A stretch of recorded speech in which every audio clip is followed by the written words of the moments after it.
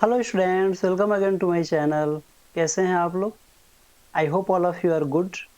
मेरा नाम अखंड प्रताप सिंह है और आज की इस वीडियो में मैं आज आप लोगों को क्लास 12 के second chapter electrostatic potential and capacitance के 15th क्वेश्चन को सॉल्व करने जा रहा हूं। क्योंकि इसके पहले मैंने 1 से लेकर 14 तक के सभी क्वेश्चन को सॉल्व करके वीडियो अपलोड कर चुका हूँ, चाहे वो जनरल क्वेश्चन हो या फिर एडिशनल एक्सरसाइज का हो। तो अगर आप लोगों को किसी भी क्वेश्चन में कोई भी डाउट हो तो आप लोग मेरे प्लेलिस्ट में जाकर अपना डाउट क्लियर कर सकते हैं। ठीक है, तो आइए इस क्वेश्चन को स्टार्ट करते हैं।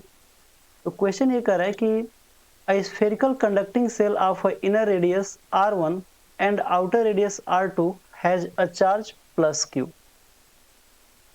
तो इसका पहला क्वेश्चन है कि a charge small q is placed at the center of the cell, what is the surface charge density on the inner and outer surface of the cell। Second half में ये कह रहा है कि is the electric field inside a cavity is zero even if the cell is not spherical but has any irregular shape, explain why। तो आइए इस question को हम लोग सॉल्व करते हैं। तो सबसे पहले देखिए, अगर मान लीजिए कि अगर ये कोई एक स्फेयर है, ठीक है, और इसके अंदर एक और छोटा सा स्फेयर बनाया गया है, ठीक है ना, और दोनों स्फेयर का जो रेडियस है, अंदर वाले का रेडियस r1 है और बाहर वाले का जो रेडियस है वो r2 है, ठीक है, और पूरे स्फेयर के ऊपर प्लस क्यू चार्ज दिया हुआ है, ठीक है ना। तो जब प्लस क्यू चार्ज अगर देते हैं तो आप लोगों को पता होगा कि किसी भी स्फेयर को अगर कोई भी चार्ज अगर दिया जाए, चाहे वो स्फेयर हॉलो हो या फिर सॉलिड स्फेयर हो, तो सारा चार्ज उस स्फेयर के सरफेस पे आ जाता है, ठीक है। तो उसको अगर हम प्लस क्यू चार्ज अगर देते हैं तो सारा प्लस क्यू चार्ज कहाँ जाएगा? इसके सरफेस पे आ जाएगा, ठीक है ना। तो यहाँ तक तो बात ठीक है। इसके बाद आगे ये कह रहा है कि हम इसके सेंटर पे एक और स्मॉल क्यू चार्ज रख देते हैं। तो जब सिर्फ स्मॉल क्यू का रहा है तो इसको भी हम पॉजिटिव मान लेते हैं, ठीक है ना, क्योंकि अगर माइनस होता तो माइनस लिखा जाता, ठीक है। तो जैसे इसके सेंटर पे हम माइनस क्यू चार्ज रखेंगे तो इस स्फेयर के जो इतने निगेटिव चार्ज होंगे उन सभी निगेटिव चार्ज को ये प्लस क्यू इंड्यूस कर देगा, और इंड्यूस करके इसके इनर सरफेस वाले इनर रेडियस वाले सरफेस पे सारे चार्ज को ला देगा, ठीक है ना। और कितना चार्ज को लाएगा? जितना इसका अमाउंट होगा, यानी कि प्लस क्यू है तो इनर सरफेस पे माइनस क्यू चार्ज इंड्यूस कर देगा, ठीक है।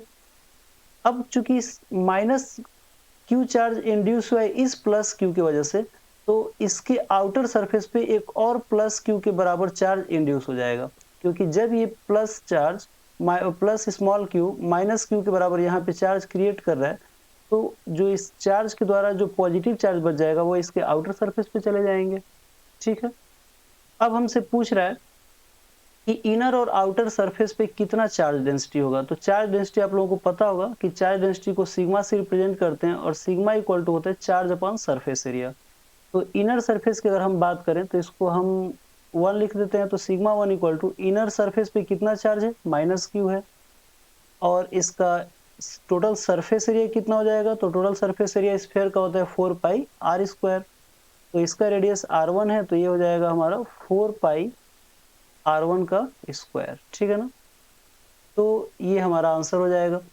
फिर सेकंड में कह रहा है कि आउटर सरफेस पे कितना होगा। तो सेकंड के लिए सिग्मा 2 का यूज करेंगे। तो आउटर सरफेस पे टोटल चार्ज कितना है? तो एक चार्ज तो पहले से प्लस क्यू दिया ही हुआ था, और इस प्लस क्यू की वजह से आउटर सरफेस पे एक और plus small Q charge generate हो गया। तो आउटर सरफेस पे टोटल चार्ज कितना हो गया? Plus Q plus small Q, और टोटल सरफेस एरिया कितना हो जाएगा? तो आउटर सरफेस का टोटल सरफेस एरिया हो जाएगा 4 पाई स्मॉल r2 का स्क्वायर, ठीक है। तो ये दोनों का आंसर होगा। आई होप आप लोगों को ये क्वेश्चन समझ में आया होगा। अगर किसी भी क्वेश्चन में अगर कोई भी डाउट हो तो आप लोग कमेंट बॉक्स में कमेंट करके हमें बता सकते हैं, मैं उसको जरूर क्लियरिफाई करूंगा, ठीक है ना। आइए नेक्स्ट हाफ में चलते हैं। तो नेक्स्ट क्वेश्चन ये कर रहा है कि is the electric field inside a cavity. Inside a cavity का मतलब ये होता है कि अगर कोई भी किसी भी शेप का अगर कोई भी कंडक्टर है और उसके अंदर कैविटी है, कैविटी का मतलब कि होल है इसके अंदर, ठीक है ना, खाली जगह है, ठीक है, जहाँ पे कोई चार्ज नहीं है। तो कह रहा है कि even if the shell is not spherical but are irregular shape, तो क्या वहाँ पे इलेक्ट्रिक फील्ड 0 होगा? देखिए, इसको यहाँ पे हम लोग समझ लेते हैं। देखिए, अगर कोई भी अगर इर्रेगुलर शेप है, ठीक है ना, और इसके अंदर कोई कैविटी है जहाँ पे चार्ज की वैल्यू क्या है? 0 है, तो क्या यहाँ पे इलेक्ट्रिक फील्ड 0 होगा? तो देखिए, अगर कैविटी के अंदर अगर किसी भी पॉइंट P पर अगर हमें इलेक्ट्रिक फील्ड निकालना होगा, तो गॉस लॉ के हिसाब से close integration E dot ds equal to Q upon epsilon naught होता है। और इसके लिए हमें क्या करना होता है कि जिस पॉइंट पे हमें इलेक्ट्रिक फील्ड निकालना होता है, उस पॉइंट से होते हुए हमें एक स्फीयर ड्रॉ करना होता है। तो अगर यहाँ पे अगर एक स्फीयर नहीं, कोई भी एक क्लोज सरफेस ड्रॉ करना होता है, ठीक है ना। तो अगर यहाँ पे कोई भी क्लोज सरफेस ड्रॉ करेंगे, तो इस क्लोज सरफेस के अंदर चार्ज की वैल्यू तो 0 आ गया। यहाँ पे चार्ज कैविटी के अंदर 0 दिया है, तो जब 0 देगा तो यहाँ पे E की वैल्यू भी क्या हो जाएगा? 0 हो जाएगा, ठीक है ना। अगर इस कैविटी के बाहर किसी पॉइंट P पे अगर निकालना हो, Q पे निकालना हो, तो यहाँ से फिर से हम लोग गॉसियन सरफेस ड्रॉ करेंगे, जो कि किसी भी शेप और साइज का होता है। गॉसियन सरफेस जो होता है शेप और साइज पे डिपेंड नहीं करता है, वो सिर्फ क्लोज होना चाहिए, ठीक है ना, और जिस पॉइंट पे निकाल रहे हैं उस पॉइंट से होते हुए होना चाहिए। तो अगर यहाँ से अगर ड्रॉ करेंगे तो इसके अंदर भी नेट चार्ज की वैल्यू क्या है? 0। तो जब यहाँ पे भी नेट चार्ज की वैल्यू 0 है, तो यहाँ पे भी इलेक्ट्रिक फील्ड की वैल्यू क्या हो जाएगा? 0 हो जाएगा, ठीक है ना।